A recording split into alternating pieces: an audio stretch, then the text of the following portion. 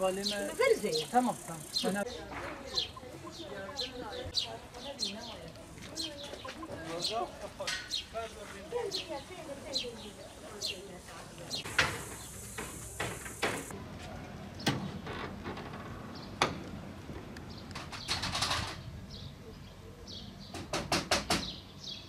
Fakir, muhtaç, yetim ve yardıma muhtaç ailelerimize kolilerimizi dağıttık. Gereken yardımlarımızı elimizden geldiğince yapmaya gayret gösterdik. Bununla beraber Kurban Bayramı'nın yaklaşmasıyla kurban bağışlarımızı da almaya başladık ve Kurban Bayramı'na hazırlıklarımız tüm hızıyla devam ediyor.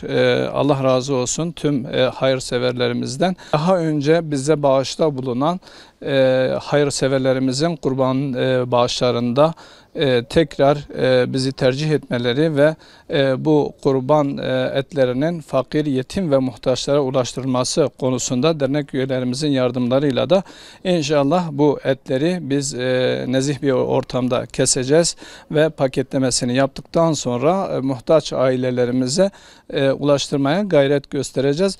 Ancak bize başvuruda bulunan muhtaç ailelerimizin sayılarının yüksek olması hasebiyle bizi dinleyen, bizi izleyen hayırsever kardeşlerimizin bunu göz önünde bulunduraraktan muhtaç ailelerimizin senede bir de olsa kırmızı et yemeleri ve aynı zamanda kurbani vecibelerine yerine getirmeleriyle bu muhtaç ailelerimizin inşallah bir nebze de olsun, yılda bir de olsa kırmızı et yemelerine vesile olmaya gayret göstereceğiz. Gözleri ellerimizde olan muhtaç ailelerimizin gözlerini yollarda bırakmayacağız ve gereken yardımları kendilerine ulaştıracağız inşallah.